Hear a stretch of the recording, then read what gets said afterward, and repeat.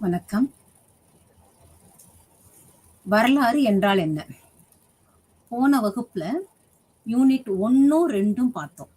அதுல வரலாற்றுடைய எல்லை என்ன? வரலாற்றினுடைய பரப்பு என்ன? வரலாறு என்பது வினவி அறிதல், தகவலை கேட்டு பெறுதல், ஆதாரங்களின் அடிப்படையில் தகவலை பெறுதல் அப்படிங்கிற மாதிரி நம்ம வரலாறு எந்த எல்லை வரை இருக்கு, அதனுடைய நோக்கம் எவ்வாறு இருக்கின்றது, அது அனுபவங்களை கற்றுத்தரும் பாடமாக இருக்கின்றது, அடுத்த தலைமுறைக்கு தெரிந்து கொள்வதற்கான கடந்த காலத்தை பற்றி தெரிந்து கொண்டு நிகழ்காலத்தில் எவ்வாறு வாழ்வது, வருங்காலத்திற்கு எவ்வாறு திட்டமிடுவது, இந்த மாதிரி வரலாற்றை பற்றி தெரிந்து கொண்டோம் போன வகுப்புல. இன்றைய வகுப்பில் வரலாறு தோன்றிய காலத்திலிருந்து நம்ம இந்தியாவில் பயன்படுத்தப்பட்ட சில பண்பாட்டு வரலாற்று தடயங்களை பற்றி பார்க்க உள்ளோம். அப்படி பார்க்கிறப்ப முதல்ல இடம்பெறது என்னன்னு சொன்னோம்னா, புத்த சமய கோட்பாடுகள், புத்த சமய பண்பாடுகள், புத்தருடைய வரலாறு, அது எழுதப்பட்ட காலம். கிறிஸ்துவுக்கு முன்பு 6 நூற்றாண்டுகளுக்கு முன்பு வாழ்ந்தவர் புத்தர் அப்படிங்கிற ஒரு விஷயம். ஆனா புத்தரினுடைய தோற்றத்திற்கான கருத்து இன்னைக்கும் மாறுபட்ட லெவல்ல இருக்கு. எப்படி அப்படின்னு பார்த்தோம்னா, அவருடைய காலகட்டமானது, அந்த கால கணிப்பானது மாறுதலுக்கு உட்பட்டே இருக்கு. வரலாற்று ஆய்வாளர்கள் அவரவர்கள் கருத்துப்படி ஒவ்வொரு விஷயமா சொல்றாங்க. ஆனா தற்சமயம் நிகழ்ந்த ஒரு அகழ்வாராய்வுல பாக்குறப்ப, நேபாளத்துக்கு பக்கத்துல ஒரு மிகப்பெரிய பௌத்த மடாலயம் கண்டுபிடிக்கப்பட்டது, தோண்டி கண்டுபிடிக்கப்பட்டது. அப்ப அந்த பௌத்த மடாலயத்தை வைத்து பார்க்கும் பொழுது இறுதியாக ஒரு முடிவுக்கு நம்ம சொல்லலாம், புத்தர் என்பவர் கிறிஸ்துவுக்கு முன்பு ஒரு 6 நூற்றாண்டுகளை கடந்தவர், அதற்கு முன்னாடி தோன்றியவர் அப்படின்னு சொல்லி நம்ம பார்க்கலாம். அப்ப அந்த காலகட்டத்தினுடைய வரலாற்றை பத்தி புத்த சமயம் என்ன சொல்லுது, புத்த சமய நூல்கள் என்னென்ன சொல்லுது, அப்ப அந்த காலத்தினுடைய பண்பாடு எப்படி இருந்தது, அரச மரபு எப்படி இருந்தது, மக்கள் எப்படி இருந்தாங்க, இது எல்லாமே இந்த வரலாற்று ரீதியாக நம்ம புத்தரை பார்க்கிறப்ப இந்த மாதிரியான தகவல்கள் கிடைக்குது. அரச வம்சம் எப்படி இருந்துச்சு, இந்த மாதிரி பாக்குறப்ப புத்தரை சாக்கிய முனின்னு சொல்லுவாங்க. அப்ப இந்த சாக்கிய முனி அப்படிங்கிறது ஒரு குலத்தை குறிக்கின்றது, ஒரு குலம். அந்த குலம் எங்க இருக்கு அப்படின்னு பார்த்தோம்னா, அந்த குலத்தின் சார்ந்தவர்கள் எங்க இருக்காங்க அப்படின்னு பார்த்தோம்னா, நேபாளத்திற்கு அருகில கபிலவஸ்து அப்படிங்கிற இடத்துல இருக்காங்க அப்படின்னு சொல்லி நம்ம கண்டறியப்படுகிறது. இந்த கபிலவஸ்து அந்த நேபாளத்திற்கு பக்கத்துல இருக்கின்ற இடமானது புத்தருடைய பிறப்போடு சம்பந்தப்பட்டிருக்கின்ற நகரம். கிட்டத்தட்ட நமக்கு இந்தியாவை சார்ந்த உத்தரப்பிரதேசம், நேபாளம் இரண்டுக்கும் நடுவுல இருக்கலாம் அந்த பகுதி அப்படின்னு சொல்லி வரலாற்று ரீதியா நம்ம பாக்குறோம். ஆவணங்களுடைய அடிப்படையில பாக்குறப்ப அவருடைய பிறப்பு இந்த இடத்துல நடந்திருக்கலாம், இந்த இடத்தை சார்ந்தவராக இருக்கலாம். அப்ப அந்த பகுதி ஒரு அரசரை சார்ந்த பகுதியாக, புத்தரை ஒரு அரச இளைய மகனாக நம்ம பாக்குறோம், அரச குடியில் பிறந்தவராக பாக்குறோம். அப்ப அவர் ராஜாவா இருந்தார் அவங்க அப்பா அப்படின்னு பாக்குறப்ப ஒரு சிறிய பகுதியினுடைய ஆட்சி தலைவனாக இருந்திருக்கிறார், ராஜா என்று அழைக்கப்பட்டிருக்கிறார் அப்படி பாக்குறோம். அப்ப அந்த பகுதி எந்த இடத்துக்கு கட்டுப்பட்டு இருந்தது அப்படின்னு பாக்குறப்ப கோசலை என்கின்ற ஒரு பகுதி, கோசலை நாட்டிற்கு கட்டுப்பட்ட ஒரு சிற்றரசாக, சிறிய குறுநில பகுதியாக இந்த சகாமுனி, சாக்கிய முனி என்று சொல்லப்படுகின்ற அந்த பகுதி இருந்திருக்கின்றது. அந்த குலத்தில் உதித்தவர் தான் நம்ம சித்தார்த்தர். பின்னாடி புத்தர்னு சொல்றாங்க, ஆனா சித்தார்த்தர் பிறப்பில் இவருடைய பெயர் சித்தார்த்தர். சோ இவருடைய அரச குல, இவருடைய பிறப்பை பத்தி சொல்றப்பயே லும்பினி அப்படிங்கிற இடத்துல அவங்க அம்மாவுக்கு ஏற்கனவே இவர் வயிற்றில் குழந்தையாக இருந்த பொழுதே அவருடைய தாயினுடைய கனவில் ஒரு வெள்ளை யானை ஒன்று வயிற்றுக்குள் புகுந்தது போலவும், வெள்ளை தாமரையை கையில் ஏந்தியவாறு இருந்த போதும், அந்த மாதிரி ஒரு சில கனவுகள் அவங்களுக்கு தோன்றியதா இதுல குறிப்பிடப்பட்டிருக்கு. அந்த கனவுகளுடைய அடிப்படையில பாக்குறப்ப ஏதோ ஒரு மகான் அவங்க வயித்துல வந்து குடியேறி இருக்காரு அப்படிங்கறத சொல்றத இருக்கு. அப்ப இவர் பிறந்த உடனே பிறந்த அரச கொண்டாட்டத்தின் போது இவர் பிறந்தத அந்த அரச குலம் வந்து கொண்டாடுகின்ற பொழுது ஒரு ஞானி அங்கு தோன்றி அவர் வந்து புத்தரை பார்த்து அத குழந்தையாக இருந்த பொழுதே அரசரிடம் சொல்கிறாரா, இவர் வந்து ஒரு மிகப்பெரிய அரசரா ஒரு மிகப்பெரிய சாம்ராஜ்யத்தை ஆட்சி செய்பவராக இருக்கலாம். அப்படி இல்லை அப்படின்னு சொன்னா துறவரத்தை பூண்டு மிகப்பெரிய மகானாக மாறலாம் அப்படின்னு சொல்லி ஒரு ஞானி சொல்வதாகவும், அந்த ஞானியினுடைய கூற்றின் அடிப்படையில் அரசர் வந்து தன்னுடைய மகனை உலகத்துல எந்த விஷயமும் தெரியாம அரசத்துக்கு அந்த அரண்மனைக்குள்ளேயே இருந்தவாறு அவர் வளர்க்கப்படுகிறார். அவருக்கு திருமணமும் நடக்கிறது. யசோதரை என்ற பெண்ணை திருமணம் முடித்துக் கொள்கிறார். ராகுலன் என்ற மகனும் பிறக்கிறார். இந்த ராகுலன் மகன் பிறந்ததற்கு அப்புறம் தனது 29வது வயதில் இயல்பாக வெளி உலகை ஒரு நாள் அவர் பார்க்கின்ற பொழுது அவர் கண்ட 4 காட்சிகள் அவருடைய மனதில் மிக ஆழமாக பதிந்து, அந்த 4 காட்சிகளுக்கும் காரணம் என்ன? ஒரு வயதான முதியவர், அந்த தள்ளாடும் பருவம், ஒரு நோய்வாய்ப்பட்டவர். இந்த விஷயங்களை பார்க்கிறப்ப அவர் முதலாக இந்த மாரியா இதுவரை பார்த்த விஷயங்கள் எல்லாமே அவர் அரண்மனைக்குள் சந்தோஷமான நிகழ்வுகள், அந்த மாதிரி மகிழ்ச்சியை தரக்கூடிய விஷயங்களை தான் பார்த்திருக்காரு. முதலாக ஒரு வருத்தம் கலந்த நிகழ்வு, ஒரு இரக்கத்தோடு பார்க்கறதுக்கு உண்டான அந்த விஷயம் இவருடைய மனச ஆழமா பதிஞ்சு, இதன் காரணமாக இந்த விஷயங்களுக்கு என்ன காரணம் தெரிஞ்சு கொள்ள வேண்டும். தள்ளாமைக்கு, வயது முதிர்ந்த தள்ளாமைக்கு என்ன காரணம், நோய்வாய்ப்பட்டிருக்கின்றதுக்கு என்ன காரணம், இறப்பிற்கு என்ன காரணம். இப்ப இந்த விஷயத்தெல்லாம் தேடி ஒரு தேடலாக இவருடைய பிறப்பு ஒரு தேடலை நோக்கி செல்வதற்கு தயாராகிறது. இரவோடு இரவாக அரண்மனை விட்டு வெளியேறாரு. ஆனா துறவரம் போனவில்லை. எந்த இடத்திலையும் புத்தரை வந்து ஒரு துறவரம் போன்றவராக சொல்லவில்லை. உண்மையை தேடி கிளம்புகிறார். உண்மையை தேடி கிளம்பியவர் அடர்ந்த காடுகள் வழியாக வனவாசம். அங்கு சென்று அவர் வந்து என்ன பண்றாரு அப்படின்னு சொன்னோம்னா, உண்ணாமல் அதாவது தன்னை உடலை வருத்தி கொண்டு உண்ணா நோன்பு இருந்து உண்மையை நோக்கி போகிறார்.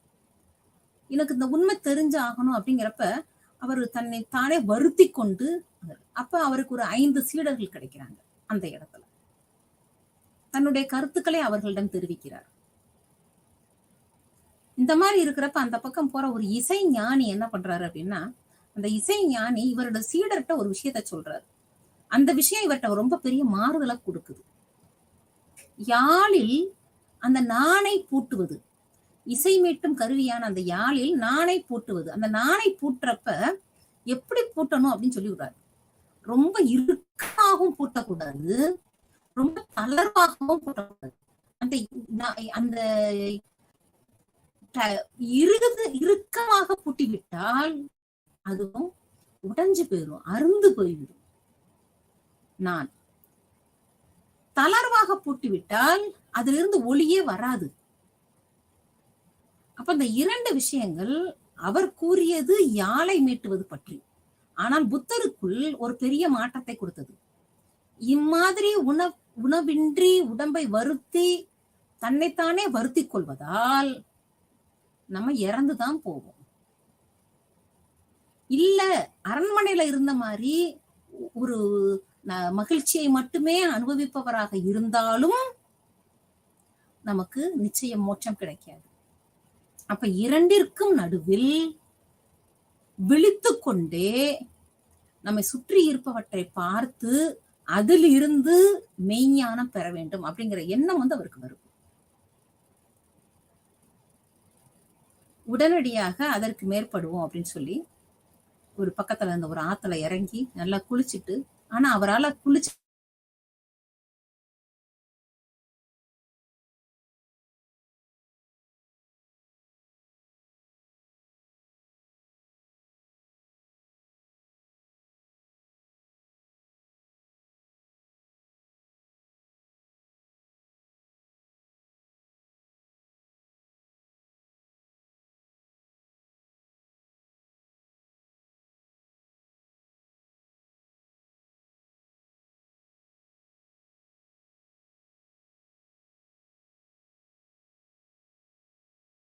ஞானம் கிடைக்கிறது என்பால் அவருடைய தேடலுக்கான விடை கிடைக்கின்றது. எதை தேடி சென்றார்? இந்த துன்பத்திற்கான காரணம் என்ன? மனித வாழ்வில் துன்பத்திற்கான காரணம் என்ன?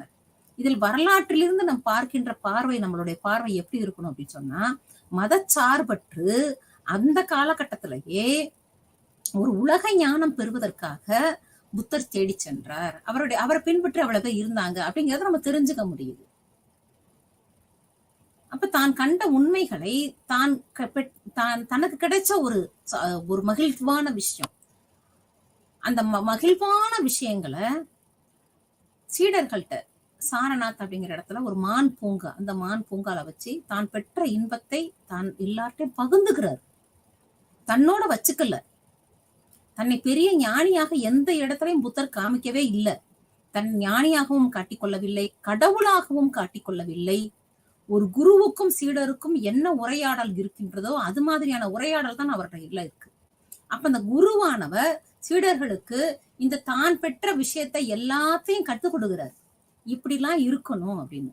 அப்ப இந்த முழுக்க முழுக்க வரலாற்று நூலாக நம்ம பார்க்கின்ற மகாவம்சம், தீபவம்சம், இந்த புத்தருடைய பௌத்த சமய நூல்கள் எல்லாமே என்ன கொடுக்குது அப்படின்னு சொன்னா, ஒரு புத்த மதத்தை சார்ந்த துறவி எவ்வாறு வாழ வேண்டும், எதை கடைபிடிக்க வேண்டும், அந்த மடாலயத்திற்கான விதிகள் என்ன, இந்த விஷயம் எல்லாமே புத்தர் கூறி அந்த பௌத்த பிக்குகள் சொல்லப்படுறவங்க அவங்க சீடர்கள் எல்லாம் அதை பின்பற்றி வருவதற்காக எழுதப்பட்ட விஷயங்கள் தான் இன்னைக்கு வரலாற்று விஷயமாக நம்ம அதை பார்த்துட்டு இருக்கோம்.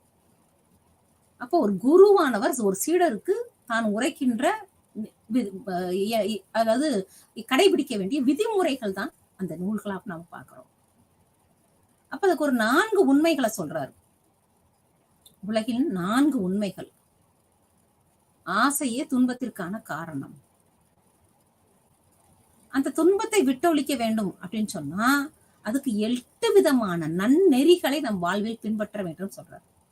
நல்ல எண்ணங்கள் இருக்கணும், நல்ல செயல்கள் இருக்கணும், நல்ல பேச்சு இருக்கணும், நல்ல சிந்தனை இருக்கணும், இப்படி சொல்லி நல்ல விஷயமா ஒரு 8 விஷயத்த சொல்றாரு. இந்த 8 விஷயத்த பின்பற்றினீங்கன்னாவே ஆசையை விட்டொழிக்க முடியும். இந்த விட்டொழிச்சிட்டோம் அப்படின்னு சொன்னா நமக்கு என்ன கிடைக்கும் அப்படின்னா, ஒரு நல்ல நற்பவி கிடைக்கும், நல்ல ஒரு மோட்சத்திற்கான ஒரு வழி கிடைக்கும். இப்பிறவியை அடைந்ததற்கு இனிமே பிறக்காம இருக்கிறதுக்கான விஷயம் இதுல கிடைக்கும் அப்படின்னு சொல்லி அவர் சொல்றாரு. இந்த விஷயங்களை ஒரு கிறிஸ்துவுக்கு முன்பு 6 நூற்றாண்டுகளுக்கு முன்பு ஒருத்தர் சொல்லியிருக்காரு அப்படின்னு பாக்குறப்ப ஒரு அந்த விஷயத்தை ஆழமா பார்த்தோம் அப்படின்னா, அதுபோக அந்த காலகட்டத்துல இருந்த நாகரிகங்களை பத்தியும் பார்த்துக்கிறோம். நகரங்கள் எப்படி இருந்துச்சு, கிராமங்கள் எப்படி இருந்துச்சு, அங்க இருந்த பண்பாடு எப்படி இருந்தது, அவங்க வாழ்க்கை முறை எப்படி இருந்தது, என்ன மாதிரியான உணவை உண்டார்கள், இது எல்லாமே அந்த எளிய ஒரு பாலி மொழியில் அழகா எளிய மனிதனும் புரிந்து கொள்ளுமாறு. முதல்ல இந்த புத்த சமயம், சமண சமயம் எதுக்காக தோன்றியது அப்படின்னு சொல்லி பார்த்தோம்னாவே, இந்து சமயத்தில் இருந்த சில பின்பற்ற முடியாத விதிமுறைகளை மாற்றுவதற்காக எளிய முறையில் தோன்றிய மதம் தான் இந்த புத்த மதம். ஏன்னா இந்து சமயத்துல எப்படி இருக்கு அந்த காலகட்டத்துலன்னா, பிராமணர்களுடைய ஆட்சி, பிராமணர்கள் அவங்க கையில தான் வந்து என்ன வச்சிருக்காங்கன்னு சொன்னோம்னா, அந்த சமய வழிகாட்டு நெறிகளை வச்சிருக்காங்க. ஒரு புண்ணிய செயல் ஒண்ணு நடக்கணும் அப்படின்னா, ஒரு வீட்டுல ஒரு குடும்பத்துல ஏதாவது ஒரு விஷயம், நல்ல விஷயம் நடக்கணும் அப்படின்னா அது கண்டிப்பா வேள்வி நடத்தணும். அப்ப வேள்வி நடத்தணும் அப்படின்னா அவங்க என்ன சொல்றாங்களோ அதை அப்படி கேட்கணும். அப்ப அந்த எளிதில் பின்பற்றக்கூடிய முறையா அது இல்ல, கடினமான முறையில் இந்து சமயத்தினுடைய சடங்காச்சாரங்கள் அந்த காலகட்டத்துல இருந்துச்சு. ஏன் எதுக்குன்னு கேட்டு தெரியும், என்னன்னு தெரியாம சொல்லிக்கிட்டு இருந்தாங்க அந்த மந்திரங்களை. அந்த உச்சரிப்புக்கு அர்த்தம் என்ன, இது ஏன் நம்ம சொல்றோம், இதை ஏன் நம்ம செய்யணும் அப்படிங்கிறதுமே தெரியாம அந்த இந்து மதத்தில் இந்த கடினத்தன்மை காணப்பட்டது அந்த காலகட்டத்தில். அப்ப அந்த கடினத்தன்மையை விட்டு மக்களை மீட்டெழுவதற்காக இடையில் வந்த சமயம் தான் அந்த புத்த சமயம். அதனால இந்த நூல்களும் எப்படி இருக்கு அப்படின்னா, எளிய மக்களும் பாமர மக்களும் புரிந்து கொள்ளும் வகையில் பாலி மொழியில் எழுதப்பட்டது. பாலி மொழியில் எவ்வளவு எளிமையாக மக்களுக்கு தர முடியுமோ அவ்வளவு எளிமையாக வாழ்க்கை நெறிகள் அழகா சொல்லப்பட்டிருக்கு.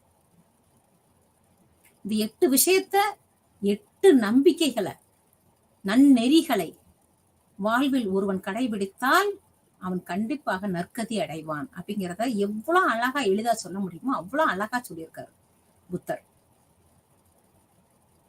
இது போக அவர் அடுத்து என்னன்னா, ஒரு 45 ஆண்டு காலங்கள் இவருக்கு கிடைத்த இந்த ஞான ஒளிக்கு அப்புறம், அந்த வயசுக்கு அப்புறம் 45 ஆண்டுகள் எல்லா பகுதிகளுக்கும் பயணம் செய்து தான் தான் கண்டறிந்த உண்மைகளை எல்லாருக்கும் போதனைகளாக கொடுக்கிறார். புத்த சமய மாநாடு 3 மாநாடு ராஜகிருகம் அப்படிங்கிற இடத்துல நடந்திருக்கு. இதற்காக இந்த காலகட்டத்துல வாழ்ந்த இன்னொருத்தர் என்ன பார்த்தோம்னா அஜாத சத்ரு, பிம்பிசாரர், இவங்களையும் பார்க்கணும். பிம்பிசாரருடைய மகன் யாருன்னா அஜாத சத்ரு. அஜாத சத்ருக்கு அப்புறம் வர்றப்பதான் அசோகர் இவங்க எல்லாம் வர்றாங்க. இந்த இவங்க பிம்பிசாரரும் சரி அஜாத சத்ருவும் சரி இந்த பௌத்த மதத்தினுடைய புத்தருடைய சீடர்களாக ஒரு காலத்தை அந்த காட்டப்படுகிறவர்களா இருக்காங்க. அவங்களையும் பின்பற்ற சொல்லி அவங்களை சார்ந்த மக்களையும் பின்பற்ற சொல்லி ஒரு நாடே பௌத்த மதத்தை தழுவியது, பௌத்த மதத்தை நோக்கி சென்றது அப்படிங்கிற மாதிரி நம்ம பாக்குறோம். அப்ப அதனாலதான் அசோகர் பின்னாடி பாக்குறப்ப பாத்தீங்கன்னா அசோகர் அந்த புத்த மதத்தை தழுவினார். புத்த மதத்திற்காக புத்த மதத்தை பரப்புவதற்காக தனது மகளை கூட இலங்கைக்கெல்லாம் அனுப்புனாரு அப்படின்னு பாக்குறோம். அதோட இலங்கையினுடைய வரலாற்றை நம்ம பாக்குறப்ப தீப வம்சம், மகாவம்சம் அப்படின்னு 2 நூல்கள் இருக்கின்றன. 2 நூல்லையும் 2மே பௌத்த மதத்திற்கான நூல்கள். இந்த பௌத்த மதத்தினுடைய நூல்களை வைத்து இலங்கை வரலாற்றை எழுத முடியும். இலங்கை வரலாறு தீப வம்சம், மகாவம்சம் இல்லாம இலங்கை வரலாறு இல்லை. அதுல சில கருத்துக்கள் கொஞ்சம் முரண்பாடாக கூட இருக்கின்றன. ஆனாலும் முரண்பாடாக இருந்தா கூட தெளிவாக இலங்கை வரலாற்றை கூறுவதில் மகாவம்சம், தீப வம்சம் ரொம்ப முக்கிய பங்கு இருக்குது. தீப வம்சத்தை யார் எழுதுனாங்கிறது தெரியல, யாரு வரலாற்று ஆய்வாளராக இருந்தாங்கன்னு. பட் மகாவம்சம் யாரால எழுதப்பட்டது என்கிற விவரம் தெளிவாக கொடுக்கப்பட்டிருக்கு. அதுல இலங்கையை சார்ந்த அரசர்கள், இலங்கையினுடைய வம்சாவளிகள்லாம் தெரியும். யார் முதல்ல அரசாண்டா, அவங்களுக்கு அடுத்து யார் அரசாண்டாங்க, அவ்வளவு தெளிவாக மகாவம்சத்தில் கூறப்படுது.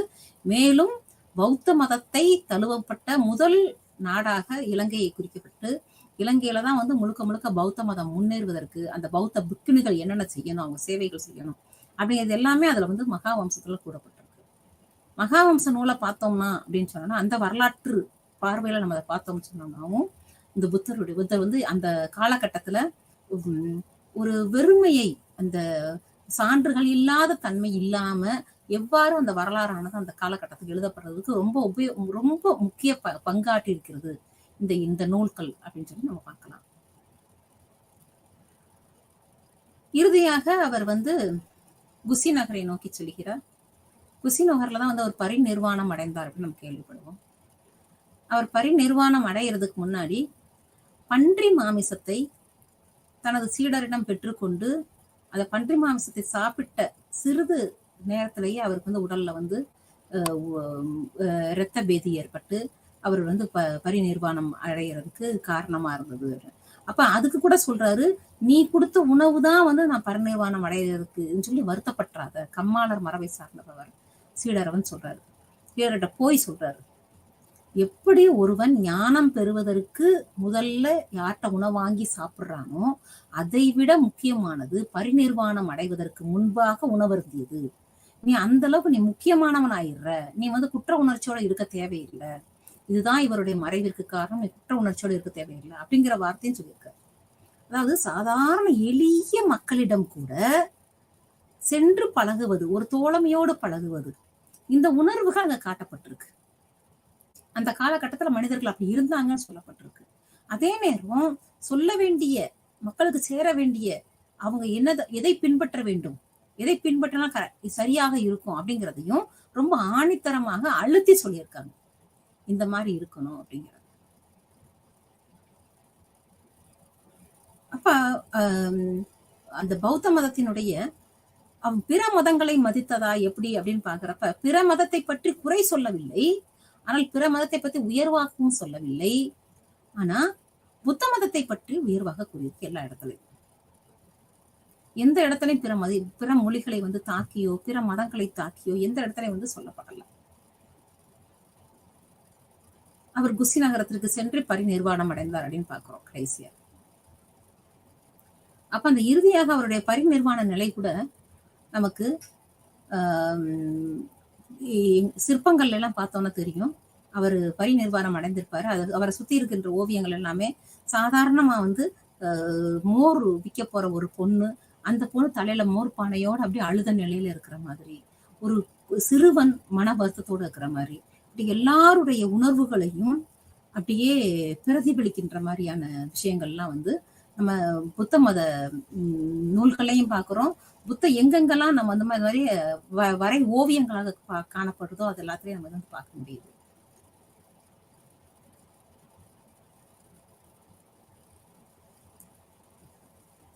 இவருக்கு பின்பு தோன்றியது என்ன அப்படின்னு சொல்லி பாக்குறப்ப மகாயானம் ஹீனயானத்தை பத்தி பாக்குறோம். புத்தருடைய மறைவிற்கு பின்பு புத்த சமயமானது 2 பிரிவாக பிரிஞ்சது அப்படின்னு பாக்குறோம். 2 பிரிவா பிரிஞ்சது அப்படின்னா ஹீனயானம், மகாயானம். அப்ப ஹீனயானம் யாரு, மகாயானம் யாரு? ஹீனயானத்தை யார் பின்பற்றியவர்கள், மகாயானத்தை யார் பின்பற்றியவர்கள்? அசோகரை சார்ந்த அசோகருடைய வழித்தோன்றல்கள் எல்லாமே அசோக மன்னர் பின்பற்றியது ஹீனயானம். மகாயானத்தை பின்பற்றியது கனிஷ்கர்.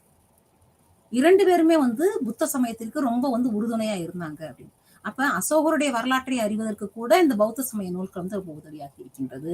கனிஷ்கரை பற்றி அறிந்து கொள்ளவும் ரொம்ப உதவியாக இருக்கு.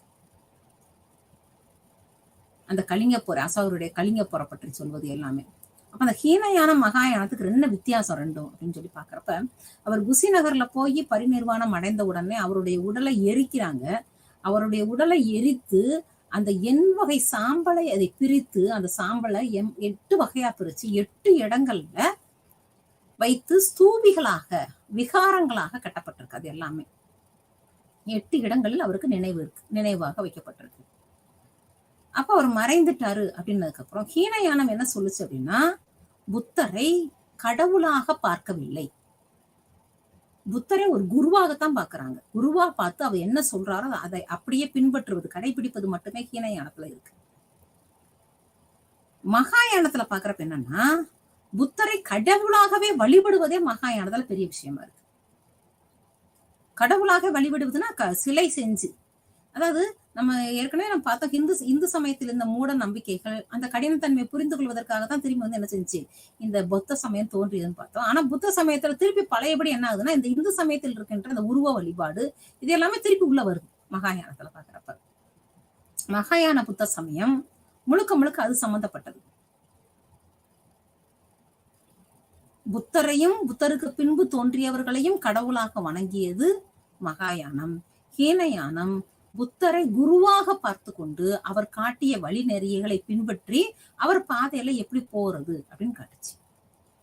அந்த பௌத்த விகாரங்களுக்கு என்ன மாதிரி நன்கொடைகள் பெறுவது மக்களிடம், அது எல்லாமே அதுல கூறப்பட்டிருக்கு. மக்கள் வந்து பௌத்த துறவிகள் வந்து எந்த மாதிரியான அதாவது அன்பளிப்புகளை பெற வேண்டும், எந்த மாதிரி அன்பளிப்புகளை பெற வேணும், அது எல்லாமே விதிமுறைகளாக அவர் வகுத்துட்டு போயிட்டார் புத்தர். அன்பளிப்பு வாங்கலாமா வாங்கக்கூடாதா, வாங்கினா எப்படி வாங்கணும், அதை வாங்கினதை என்ன செய்யணும், இது எல்லாமே அதுல சொல்லப்பட்டிருக்கு. அந்த புத்த துறவிகள் எதை பின்பற்றணும், எப்படி இருக்கணும், எப்படி உயிர் வாழணும், எந்த மாதிரி சாப்பிடணும், என்ன கிழமையில என்ன செய்யணும், இது எல்லாமே அவங்களுக்கு கோடிட்டு கடைபிடிக்க வேண்டிய கொள்கைகளாக இருக்கு. இன்னைக்கும் பௌத்த சமயம் இருக்கு. இன்னைக்கும் எண்ணற்ற மக்கள் வந்து பௌத்த சமயத்தை இன்னைக்கு அந்த பௌத்த சமய கொள்கைகளை பின்பற்றிட்டு தான் இருக்காங்க. பௌத்த சமய துறவிகள், இந்த விகாரங்கள் எல்லாமே இன்னைக்கு இருக்கு. ஆனா அந்த மிகப்பெரிய அளவுல இல்லாம ஒரு குறுகிய அளவில் ஒரு சிறுபான்மையினராகத்தான் வந்து அந்த புத்த மத இருக்காங்க அப்படின்னு பாக்குறோம். அப்ப எந்த மதமும் தோன்றியவுடன் சொல்றது என்னன்னா, உலகத்துடைய தோற்றத்துக்கே நாங்க தான் காரணம் அப்படிங்கிற மாதிரி மதம் பேசும். எல்லா மதமும் பேசுவதே உலகின் தோற்றத்தை பற்றி பேசும். உலகம் தோன்றியது, இயங்கியது எல்லாத்துக்கும் என் மதம் தான் காரணம் அப்படிங்கிற மாதிரி எல்லா மதங்களுமே சொல்லும். ஆனால் பௌத்தம் எங்கேயுமே அந்த மாதிரி சொல்லல. உலகத்தின் தோற்றத்தை பத்தி ஏதாவது சொல்லியிருக்கா அப்படின்னு பார்த்தா எங்கேயுமே வந்து அது சொல்லவே படல. எல்லாத்துலயும் இன்மை அப்படின்னு சொல்லுது, தோற்றமின்மை அப்படின்னு சொல்லுது. தோற்றமின்மை அப்படின்னு சொன்னோம்னா ஆன்மாங்கிறதுக்கு அழிவே கிடையாது. ஆன்மா இன்மை, துன்பமின்மை, இந்த மாதிரி தோற்றமின்மை, அதைத்தான் சொல்லி. அதாவது இன்னைக்கு நான் வந்த கர்ம வினை, இன்னைக்கு ஒரு ஒரு ஒரு செயலுக்காக நாம் துயரப்படுகிறோம், துன்பப்படுகிறோம் என்றால் அதற்கு காரணம் கர்ம வினை என்று சொல்லுகிறது. துறவரத்தை வலியுறுத்தல. இல்லறத்தில் இருந்து கொண்டே எந்த முறைகளை பின்பற்றினால் நற்கதி அடைவோம், பரிநிர்வாண நிலையை அடைவோம் அப்படிங்கறத அவங்க சொல்லியிருக்காங்க. அதனால உலகத்துடைய தோற்றத்தை பத்தி எந்த இடத்துல சொல்லல. தோற்றமின்மையத்தான் சொல்றாங்க. நம்ம இந்த உலகத்துல பிறந்துட்டோம், உலகத்துல பிறந்ததுனால வாழ்ந்துகிட்டு இருக்கோம். வாழ்ந்துகிட்டு இருக்கிறப்ப நமக்கு என்னென்னலாம் இருக்கும், அதாவது பிறப்பை பற்றி கூறி, பிறப்பு, துறவரம் என்றால் என்ன, ஞானம் என்றால் என்ன, இறப்பு என்றால் என்ன, பரிநிர்வாணம் என்றால் என்ன, இந்த மாதிரி தெளிவாக எல்லாத்துக்கும் ஒரு விளக்க வர சொல்லியிருக்கே தவிர தோற்றத்துக்கு நம்ம காரணம் அப்படிங்கிற மாதிரி சொல்லவே இல்லை. துன்பங்களுக்கு நம்ம காரணம்.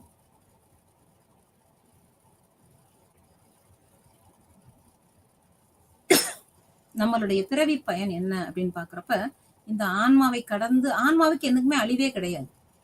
உயிர் பிரிஞ்சிட்டா கூட ஆன்மா நிலைச்சிருக்கும். அதைத்தான் சொல்லுதே தவிர தோற்றத்தை பற்றி கூறுகின்ற பொழுது பௌத்த மதம் முழுக்க முழுக்க என்ன நெறிகள் வழியா அவங்க போகணும், மக்கள் இருக்கணும் அப்படிங்கிறத மட்டும் தான் சொல்லியிருக்கே தவிர தோற்றத்திற்கு காரணமே நாங்க அப்படிங்கிற மாதிரி எதுவுமே எந்த இடத்துலயும் பௌத்த மதம் சொல்லல. அழியாமை, நிலையாமை, அதை பத்தி தான் சொல்லியிருக்கு எல்லா இடத்துலயுமே.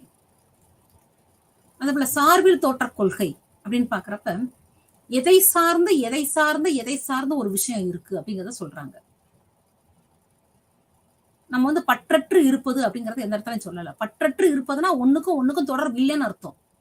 இங்க அப்படி சொல்ல வரல. ஒன்றை சார்ந்து ஒன்று இருக்கின்றது, உன்னோட சார்ந்து இன்னொன்னு இருக்குது. இந்த மாதிரிதான் தோற்றங்கள் இருக்கின்றன. இந்த தோற்றத்தை தாண்டி என்ன விழிப்புணர்வு வர வேண்டும் என்று நமக்கு சார்பில் தோற்றா கொள்கை. அந்த தோற்ற கொள்கை எப்படி இருக்கு? துன்பத்துக்கும் ஆசைக்கும் தோற்றம் ஒண்ணு போல தொடர்பு இருக்கு. ஒண்ணு சார்ந்து இருக்கு. ஆசைப்படுறதுனால துன்பப்படுறாங்க, துன்பப்படுறதுனால கஷ்டப்படுறாங்க.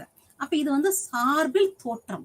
ஒரு சார்பை சார்ந்து அடுத்த விஷயம் இருக்கு, அடுத்த நிகழ்வு இருக்கின்றது. ஒண்ணுக்கும் தொடர்பு இல்லாம இல்ல. எல்லா விஷயங்களும் ஒன்றோடு ஒன்று பின்னி பிணைந்தவை அப்படிங்கறத சார்பில் தோற்ற கொள்கை. பிறப்புக்கும் இறப்புக்கும் நடுவுல நிறைய விஷயம் இருக்கு. அந்த தோற்றங்கள் எல்லாமே ஒன்றோடு ஒன்று பின்னி பிணைந்து இருக்கின்றது. எனக்கு இந்த நற்கதி கிடைச்சிருக்கு, நான் இந்த ஞானம் பெற்றேன், நீங்களும் இந்த ஞானம் பெற்ற உங்களுக்கும் கிடைக்கும். அப்ப நீங்க இப்படி இருங்க, நல்ல எண்ணங்களை கொண்டு இருங்க, நல்ல செயல்களை செய்யுங்க, நல்ல வார்த்தைகளை பேசுங்க. இந்த மாதிரி இருந்ததுன்னா அப்ப நல்ல எண்ணம் என்றால் என்ன, நல்ல செயல் என்றால் என்ன? யாரையும் துன்புறுத்தி பார்க்காத வகையில் நம்மளுடைய எண்ணங்களும் செயல்களும் இருக்க வேண்டும். இந்த மாதிரி ஒண்ணு பின்னி அந்த சார்பில் தோற்றம் என்பது இருக்கின்றது பௌத்த மதத்தில். அதுல கடவுள் கோட்பாடு அப்படின்னு பாக்குறப்ப கடவுளை இல்லைன்னு சொல்லல, ஏதோ ஒரு சக்தி இருக்கின்றது என்று மட்டும் குறிப்பிடப்பட்டிருக்கு. கடவுள் அப்படின்னு சொல்லி யாரையுமே இவங்க சொல்லல. நம்ம சங்க காலத்துல பார்த்தோம் சொன்னோம்னா இயற்கையோடு ஒன்றி வாழ்ந்தவர்கள் அப்படின்னு பார்த்தோம். அந்த நம்ம இயற்கையோடு ஒன்றி வாழ்ந்தவங்க பார்த்தா மலைய கடவுளா வணங்கியிருக்காங்க, நெருப்ப கடவுளா வணங்கியிருக்காங்க. அடுத்த கால வேத காலத்துல பாக்குறப்ப அந்த நெருப்பிற்குரிய கடவுள் யாரு, மலைக்குரிய கடவுள் யாரு, வர்ண பகவானை கடவுளாக வணங்கியிருக்காங்க. இந்த காலகட்டத்துல பாக்குறப்ப புத்த மதத்தினுடைய காலகட்டத்துல பாக்குறப்ப ஒரு சக்தி நம்மளை சுத்தி ஒரு எண்ணற்ற சக்தி இருக்கின்றது. அந்த எண்ணற்ற சக்தியை நாம் எவ்வாறு பெற வேண்டும், நமக்கு நம்மளை மீறி நமக்கு மேல ஒரு சக்தி இருக்கின்றது. கடவுள் என்று அதை கூறவில்லை, ஒரு சக்தியாக அதை உருவகப்படுத்தி கொண்டாங்க. அதை அணுகுவதற்கு நம்ம என்ன பண்ணணும்? பிறவியா பிறந்துட்டோம். சாதாரண ஒரு புத்தரை என்ன சொல்ல, நான் சாதாரண ஒரு குடிமகனாக நான் அவர் பாக்குறாரு தனியா. உங்கள ஒருத்தவனா தான் நான் காட்டிக்கிறார். எந்த இடத்துலயும் அவரை கடவுளை வசதி எந்த இடத்துலயும் காட்டவே இல்லை. கடவுளை பற்றி சொல்லுகின்ற பொழுது சக்தியை எவ்வாறு அனுபவிப்பது, சக்தி நம்மளை சுத்தி சக்தி இருக்கிறது, எண்ணற்ற சக்திகள் இருக்கின்றன, எண்ணற்ற சக்திகளும் கடவுள்களே அப்படிங்கறது அவருடைய கோட்பாடு.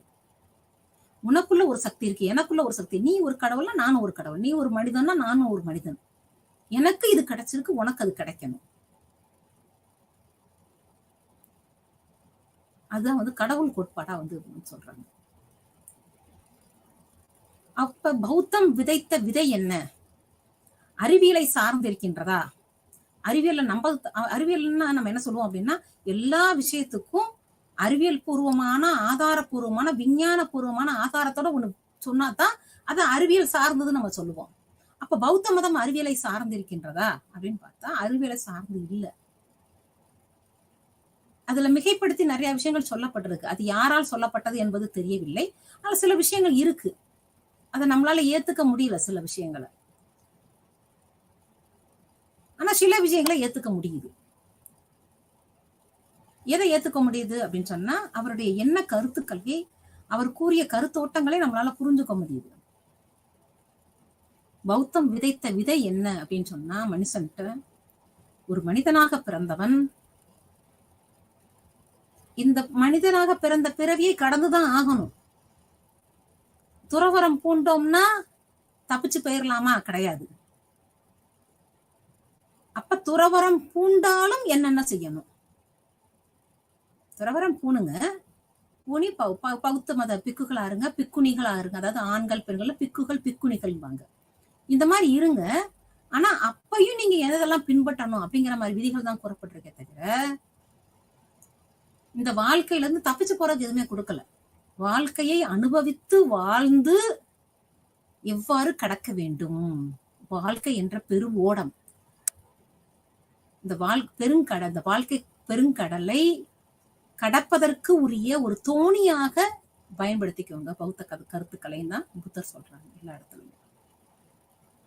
அவருடைய சீடராக யார் யாரெல்லாம் பாத்தீங்கன்னா, அவர் பிறந்த உடனே அவங்க அம்மா இறந்துருவாங்க. அவங்க சிற்றன்னை தான் அவங்கள வளர்ப்பாங்க. அவங்கதான் மகா பிரஜாதிபதியா பின்னாடி வர்றாங்க, சீடராக இருக்கிறார்கள். அவருடைய மகன் ராகுலன் அவரும் வந்து சீடராக மாறுகிறார், புத்தருடைய சீடராக வருகிறார். அதுபோல அவருடைய தேவதத்தன், ஆனந்தன், இந்த மாதிரி நிறைய அவருடைய எண்ணற்ற சீடர்கள், அவங்க எல்லாமே அவருடைய நெருங்கின உறவினர்கள். அப்ப இந்த பௌத்தம் மக்களுக்கு விட்டு சென்ற பாதை என்ன அப்படின்னு பார்த்தோம்னா, சார்பில் தோன்றாத கடவுள் கோட்பாடுகளை கொடுத்து நல்வழிப்படுத்துவது மட்டுமே பௌத்த மதத்தினுடைய இதுக்கு அடுத்து நம்ம பாக்குறோம் அப்படின்னம்னா, இது வந்து நான் வந்து இதுவரை நம்ம பார்த்தது வரலாற்று பார்வையில் பௌத்த மதம் கொடுத்த கருத்துக்கள், கதை, இது அதாவது பௌத்த நூல்கள், தம்மபாதம், மகாவம்சம், தீபவம்சம் எல்லாமே புத்தருடைய பிறப்புகளை பத்தி சொல்லுது. புத்தருடைய பிறப்பு, புத்தருக்கு இதுக்கு முன்னாடி என்ன பிறந்தாரு, என்ன பிறவில, வேற என்ன பிறவில என்னவா இருந்தாரு, இது எல்லாத்த பத்தியும் சொல்லுது. ஜாதக கதைகள், புத்தருடைய பிறவியை பத்தி அதிகமா சொல்றது ஜாதக கதை. இதுக்கப்புறம் அடுத்து நம்ம பாக்குறப்ப வரலாற்று பார்வையில பாக்குறப்ப கதைகள் மற்றும் சரித்திரங்கள் நிறைய இருக்கு வரலாற்றுல. எண்ணற்ற கதைகள் இருக்கு, எண்ணற்ற சரித்திரங்கள் இருக்கு. சங்க காலத்துல இருந்து பாக்குறோம் நம்ம. இது எல்லாமே என்ன சொல்லுது, என்ன இதுக்குள்ள வந்து நம்ம என்ன வரலாற்றை தெரிஞ்சுக்கலாம். இதை அப்படியே ஏத்துக்கலாமா? அப்படியே ஏத்துக்கவே முடியாது. அப்படியே ஏத்துக்கவே முடியாது. அந்தந்த காலகட்டத்துக்கு அது. இப்ப நம்ம அக்பரை பத்தி தெரிஞ்சுக்கொள்ளணும் அப்படின்னு சொன்னோம்னா, ஐனி அக்பரி, அக்பர் நாமா, இந்த 2 நூலை பாக்குறோம். ஐனி அக்பரி, அக்பர் நாமா யார் எழுதியது அப்படின்னு சொன்னோம்னா, அக்பருடைய அவைக்கள புலவர் எழுதுறார், அபுல் பாசல் எழுதுறாரு. அபுல் பாசவர்ங்கிறவரு அக்பருடைய அவைக்கள புலவர். அப்ப அவைக்கள புலவராக இருக்கின்ற அபுல் பாசல் அக்பரை பத்தி என்ன எழுதியிருப்பாரு?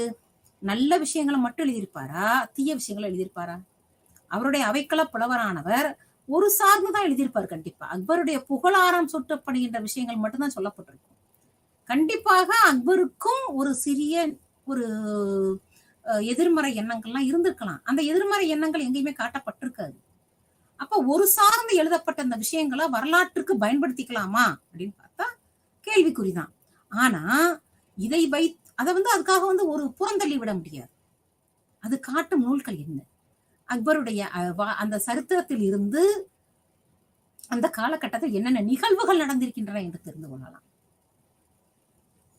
ஆனா அதை கண்டிப்பா நம்ம பயன்படுத்தி ஆகணும், வரலாற்றுக்கு மேற்கோள்களாக பயன்படுத்தி தான் ஆகணும்.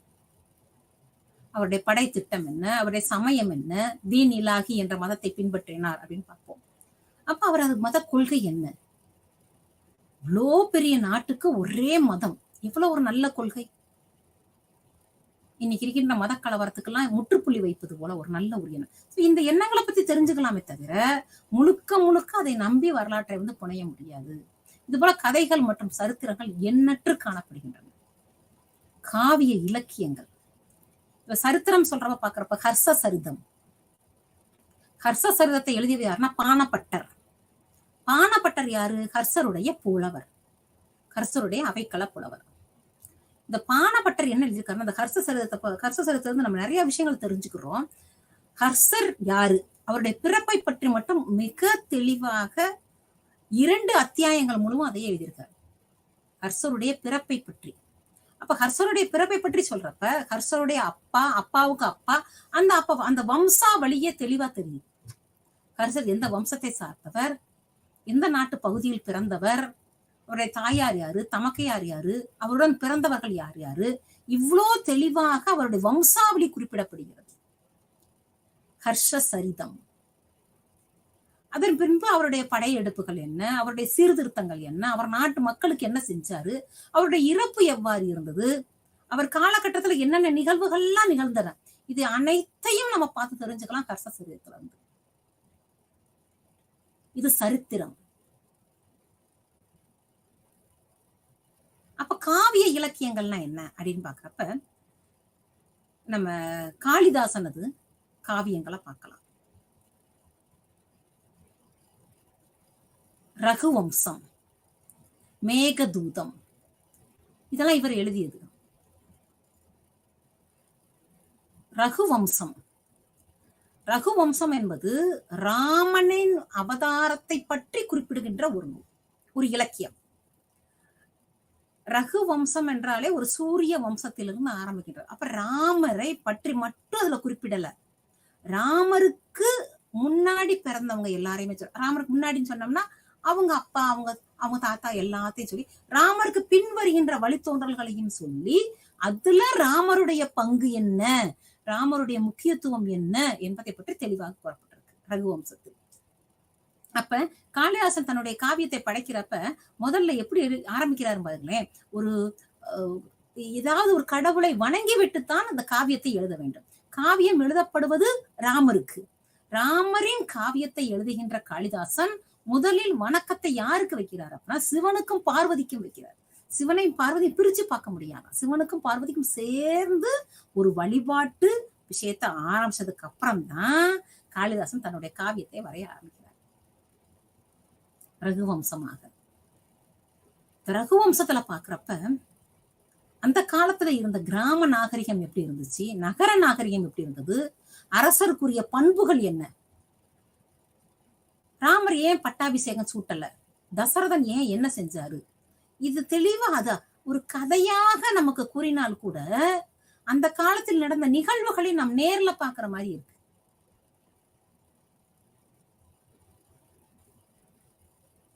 அதுபோல குமார காவியம் இந்த நூலும் இதுல எப்படி இருக்குன்னு சொன்னோம்னா, இந்த ரகுவம்சத்தை எழுதுகின்ற பொழுது, ராமரை பற்றி எழுதுகின்ற பொழுது, ராமரையும் லட்சுமணரையும் விஸ்வாமித்திரர் என்ன செய்யறாரு அப்படின்னு சொன்னா, ஒரு பாதுகாவலனாக தன்னுடைய வேள்விக்கு பாதுகாவலனாக நியமனம் செய்கிறார்.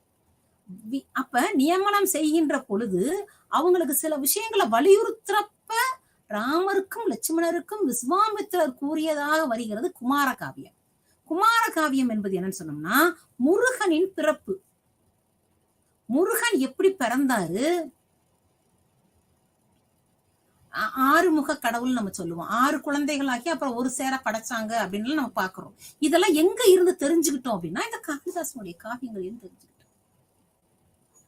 அப்ப அந்த 6 குழந்தைகளாக முருகனுடைய பிறப்பு, அப்புறம் முருகனுடைய வளர்ப்பு, அப்புறம் அவர் எப்படி சூரனை சம்ஹாரம் செய்தார் அப்படின்னு சொல்லி அந்த விஷயத்த, முருகனுடைய திருமணம் எல்லாத்தையும் விஸ்வாமித்திரர் கதை சொல்ற மாதிரி, யாருக்கு, ராமருக்கும் லட்சுமணருக்கும் ரகுவம்சத்துல விஸ்வாமித்திரர் கதை சொல்ற மாதிரி குமார காவியம் சொல்லப்பட்டிருக்கு.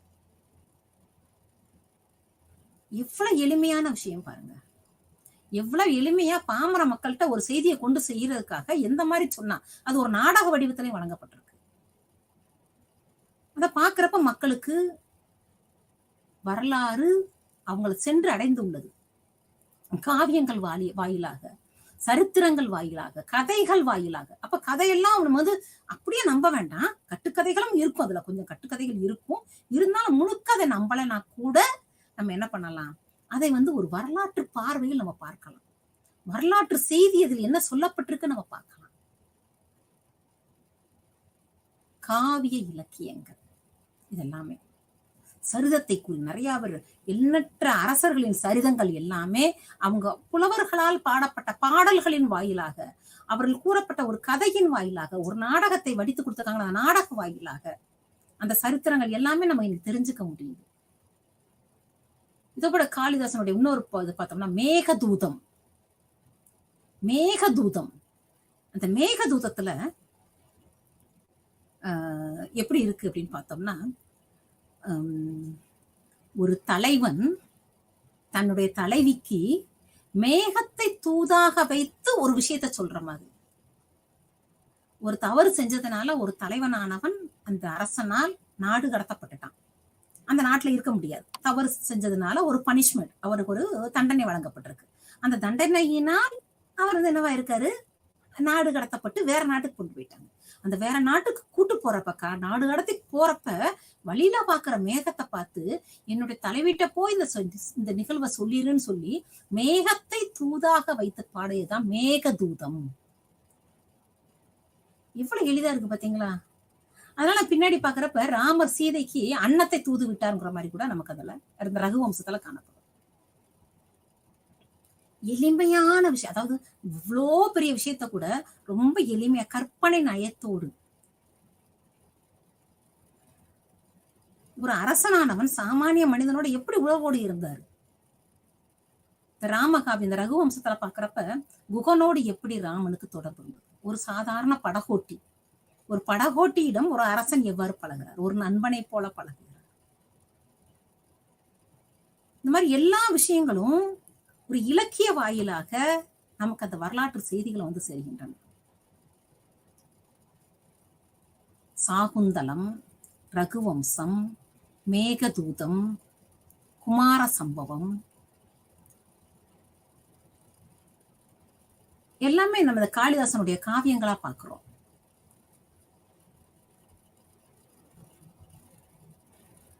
சங்க காலத்துல பாக்குறப்ப நிறைய நூல்கள் இருக்கு, எண்ணற்ற நூல்கள் இருக்கின்றன. எண்ணற்ற நூல்களிலும் ஒவ்வொன்றும் ஒரு அறம் சார்ந்த செயல்களும் இருக்கு, அற நூல்களும் இருக்கின்றன, புற நூல்களும் இருக்கின்றன. அறச்செய்திகளை வலியுறுத்துவதும் இருக்கின்றது, புற செய்திகளை வலியுறுத்துவதும் இருக்கிறது.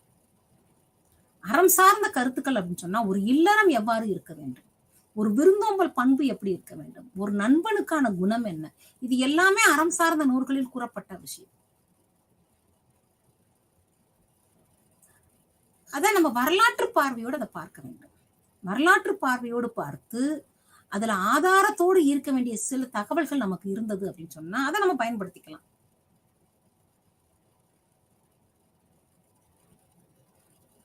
அப்படி பாக்குறப்ப மிக சரி இந்த விஷயமா எதை பாக்குறோம்னா அந்த சிலப்பதிகாரத்தையும் மணிமேகலையும் பார்க்கிறோம். சிலப்பதிகாரம் இளங்கோவடிகளால் எழுதப்பட்டது. இந்த இளங்கோவடிகள் யாரு அப்படின்னா அவரும் ஒரு அரச பரம்பரையை சார்ந்தவர். ஒரு அரச பரம்பரையை சார்ந்தவரும் சாதாரண குடிமகன்ட்ட எப்படி இருந்தாங்க, ஒரு சாதாரண பெண்ணுக்கு கூட அந்த அரசபையில் போய் பேசுகின்ற உரிமை வழங்கப்பட்டிருக்கு பாருங்க. கண்ணகி போய் பாண்டிய அரசவையில என்னுடைய சிலம்பை தொலைத்து விட்டேன், என்னுடைய சிலம்பு திருடப்பட்டதாக என்னுடைய கணவர் வந்து இன்னைக்கு வந்து என்ன செஞ்சிருக்காரு, அதாவது அரசியுடைய சிலம்பை திருடியதாக எனது கணவர் குற்றம் சுமத்தப்பட்டு இருக்காரு. அப்ப நான் என்னுடைய அந்த இடத்துல என்ன வருதுன்னா கற்பு நெறி அப்படிங்கிறது சொல்லப்படுது.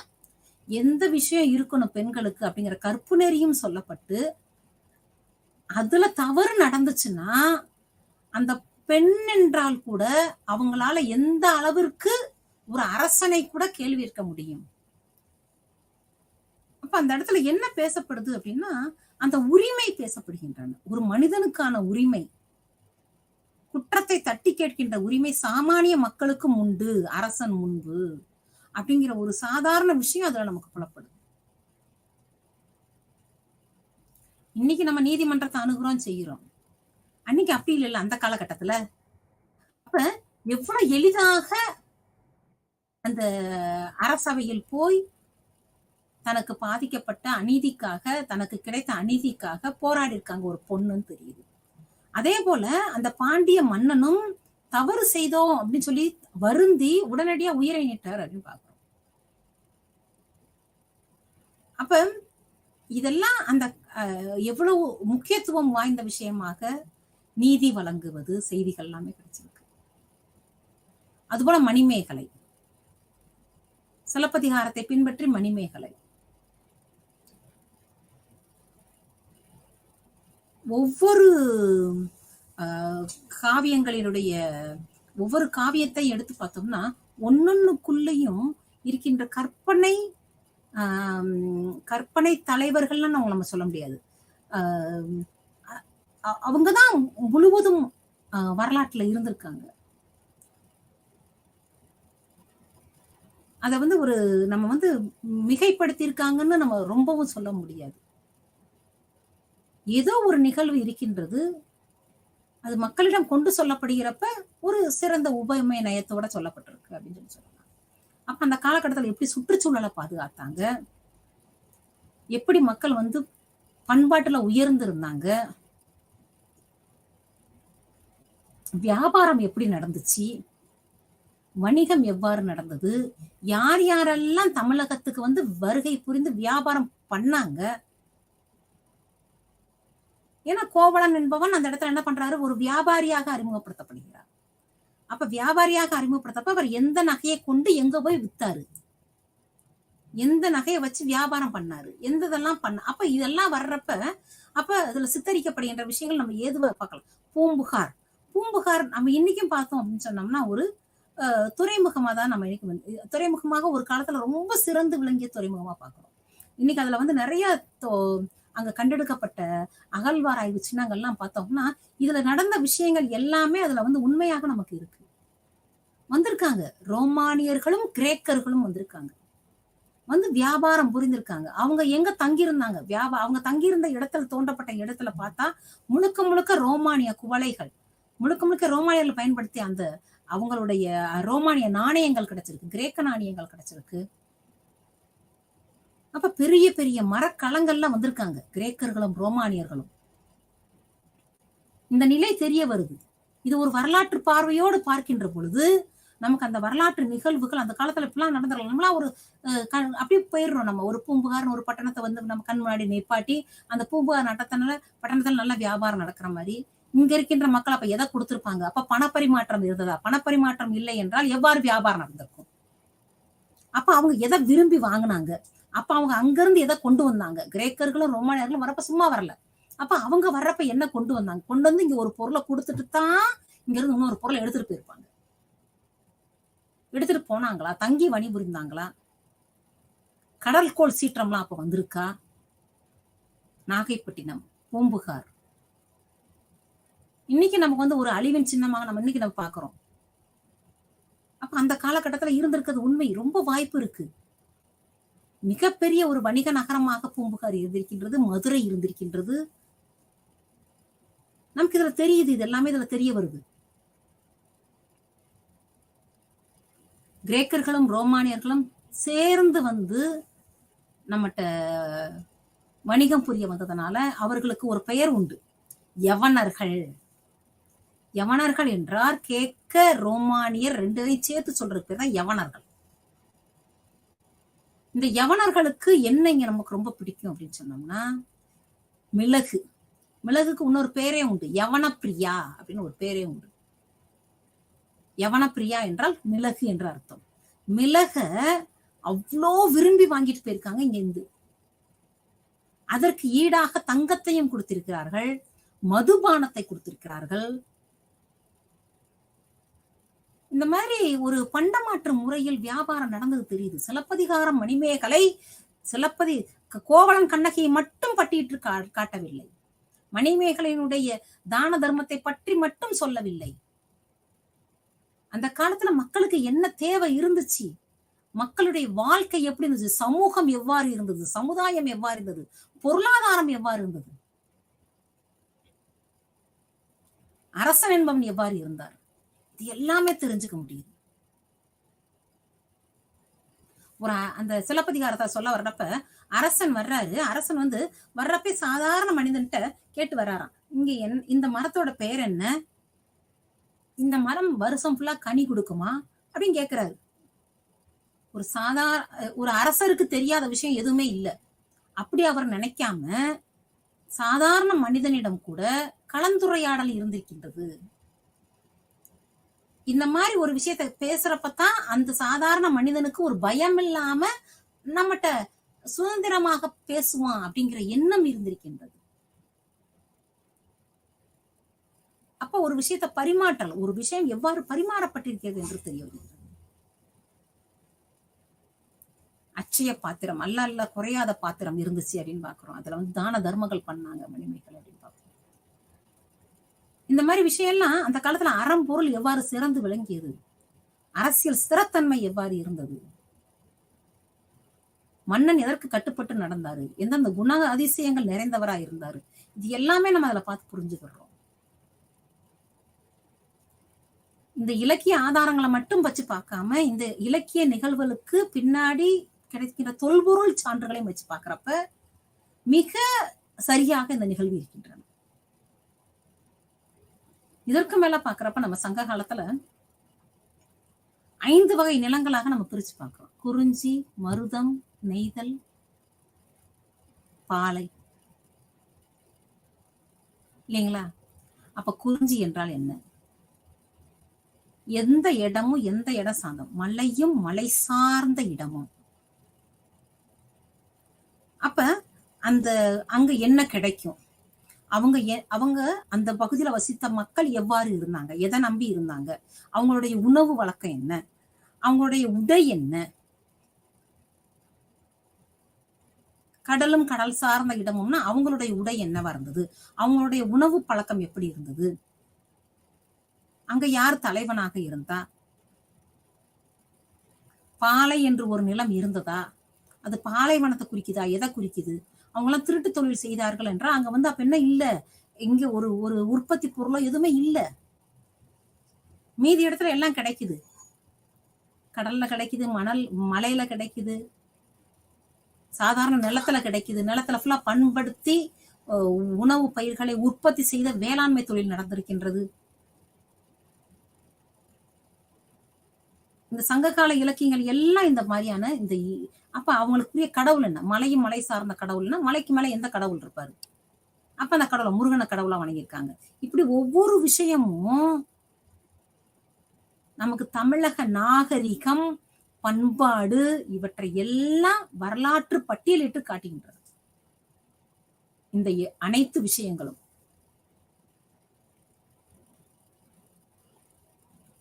அப்ப இந்த இலக்கியங்கள் இன்று நம்ம பார்க்க இலக்கியங்கள் எவ்வாறு வரலாற்றில் முக்கிய கட்டம் வகித்து பாமர மக்களையும் சென்று சேர்ந்திருக்கு அப்படின்னு. 50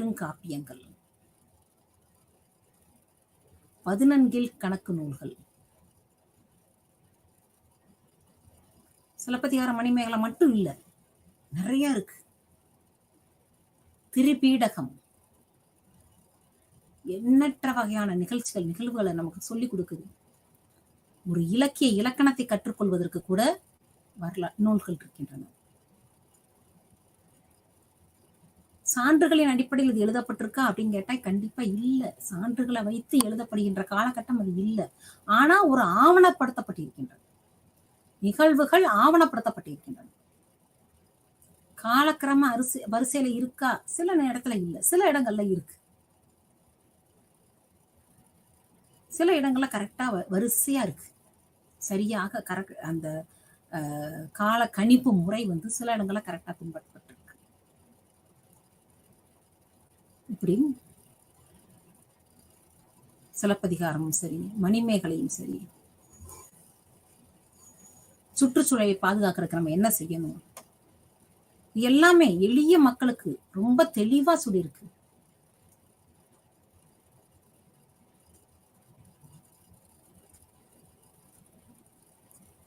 அந்தந்த காலகட்டத்தில் அந்தந்த அரசர்களுக்கு அவர்களுக்கு உதவி செய்யும் உதவியாளர்கள், அல்லதுன்னா அவங்களுடைய புலவர்கள், அவைக்கள புலவர்களாக இருக்கலாம், அல்லது சாமானிய மனிதர்களாக இருக்கலாம்.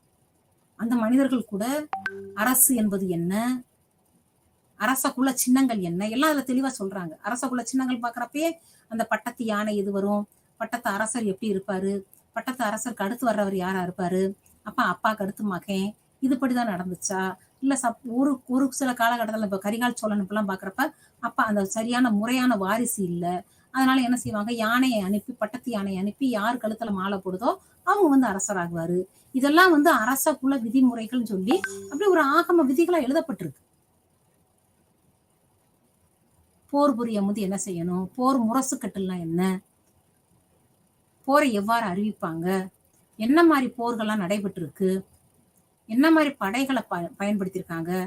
இதுல பாக்குறப்ப பௌத்த சமய நோட்டுல பாக்குறப்ப அசோகரை பத்தி ரொம்ப போட்டிருக்கும். அசோகரை பத்தீங்கன்னா கலிங்க போர், கலிங்க போர்ல அவர் என்ன கலிங்க போர்ல மிகப்பெரிய வெற்றி இவருக்கு. ஆனா கலிங்க போர்ல ஏன் கலந்துகிட்டாரு, கலிங்க போர் முடிவுல அவர் என்ன பார்த்தாரு, இத்தனை உயிர்கள் இறந்ததுக்கு காரணம் நம்மளாயிட்டோமேன்னு வருத்தப்பட்டு புத்த சமயத்தை தழுவி புத்த சமய போதனைகளை கேட்டுக்கொண்டு இனி வருங்காலத்துல நான் போரே புரிய மாட்டேன்னு சபதம் எடுக்கிறார். அந்த கலிங்க போரானது. அப்ப நமக்கு கலிங்கம்னா எங்க இருக்கு, கலிங்கத்துல போர் எந்த வருடம் நடைபெற்றது, யார் யாருக்கு நடந்துச்சு, வரலாற்று பின்னணியில் நம்ம அதை பார்க்கிறோம். அப்ப அசோகருடைய அந்த முடிமைக்கு காரணம் என்ன, அவர் பௌத்த சமயத்திற்காக அவர் என்னென்னலாம் செஞ்சிருக்காரு, சாசனங்களா வெளியிட்டு இருக்காரா, பாறை கல்வெட்டுகளா இருக்காரு, கல்தூண்களில் அவருடைய எல்லாமே பொறிக்கப்பட்டிருக்கு. எதை எதெல்லாம் பின்பற்றணும், எதெல்லாம் பின்பற்றக்கூடாது, என்னென்ன கிழமைகளில் நோன்பு இருக்க வேண்டும் என்பது முதற்கொண்டு கற்றூன் ஆணைகளாக அசோகருடைய பாறை கற்றுங்கள் சொல்லுது. அப்ப வரலாற்று விஷயங்களை நம்ம வரலாற்று பார்வையில நம்ம பாக்குறப்ப என்னென்னலாம் இருக்கு அப்படிங்கறத இன்னைக்கு நான் பார்த்துட்டோம். இதுல முதல்ல நான் பார்த்தது பௌத்த சமய பண்பாடுகள், புத்தருடைய வரலாற்று பின்னணி. இப்ப புத்தர் எந்த இமயமலை அடிச்சாரலில் தோன்றி அங்கிருந்து அப்படியே வளர்ந்து அவருடைய இறுதி எங்க நடந்தது, குசி நகரத்தில் அவருடைய இறப்பு நடந்தது வரை அந்த கால நிகழ்வுகளை பின்பற்றி ஹீனயானம், மகாயானம் என்று இன்றைக்கும் பின்பற்றி வருகின்ற பௌத்த மதத்தினுடைய வளர்ச்சி, அந்த பௌத்த பிக்குகள், பௌத்த பிக்குணிகள் எந்த விதிமுறைகளை பின்பற்ற வேண்டும் என்று கூறப்பட்ட விஷயங்கள் எல்லாமே நம்ம அதுபோக அவருடைய புத்த மத கொள்கைன்னு பாக்குறப்ப சார்பில் தோற்றா கொள்கை, அவருடைய கடவுட்கோட்பாடு என்ன, பௌத்த என்ன கருக்கள் என்ன, அந்த காலத்துல பௌத்தமும் அறிவியலும் எவ்வாறு பிணைந்திருந்தது, இது எல்லாம் பார்த்தோம். அதே போல சரித்திரங்கள்னு பாக்குறப்ப ஹர்ஷ சரிதம், அதாவது காளிதாசனுடைய காவியங்கள்னு பாக்குறப்ப ரகுவம்சம், குமார சம்பவம், மேகதூதம், எளிமையாக மிக எளிதாக ஒரு கடவுளை பற்றி, கடவுளுடைய வாழ்க்கை வரலாற்றை பற்றி எளிய மக்களும் புரிந்து கொள்ளும்படி அனுப்பப்பட்டிருக்கு. இதே போல காவியங்களாக பார்க்கின்ற பொழுது சிலப்பதிகாரமும் மணிமேகலையும் வரலாற்று நூட்களாக இல்லை என்றாலும் கூட வரலாற்று செய்திகளை மிக அதிகமாக என்ன கோலிட்டு காமிச்சிருக்கு. சிலப்பதிகாரத்திலும் சரி, மணிமேகலையும் சரி, அந்த ரோமானியர்களுடைய வருகை, அவர்கள் எப்படி பொருளாதாரம் மேம்பட்டு இருந்தாங்க, நம்ம மதுரை நாட்டு முத்துக்கு அவ்வளவு மதிப்பு, மிளகுக்கு அவ்வளவு மதிப்பு, யவனர்கள் வியாபாரம் செஞ்சிருக்காங்க, அப்ப பொருளாதாரத்துல சிறந்து விளங்கியிருக்காங்க. இது எல்லாமே மிக சிறந்த வரலாற்று பதிவாக சரித்திரங்கள் மற்றும் இலக்கியங்கள்ல காணப்பட்டிருக்கு. சமய இலக்கியங்கள் சமயம் சார்ந்து இல்ல, சமயம் சார்ந்து இருந்தால் கூட வரலாற்று நிகழ்வுகளை நமக்கு பட்டியலிட்டு காட்டுகின்ற பொழுது மிக அழகாக வரலாற்றை இலக்கியங்களுடைய கண்ணோட்டத்தில் நம்ம பார்த்து தெரிஞ்சு கொள்ள இதெல்லாம் பயன்படுகிறது அப்படின்னு நம்ம பார்க்கிறோம். அதனால வரலாற்று நூல்களை வரலாற்றாக பார்க்காமல் பார்ப்போம் என்று முடிச்சுக்குவோம். அடுத்த கிளாஸ்ல பார்ப்போம். நன்றி.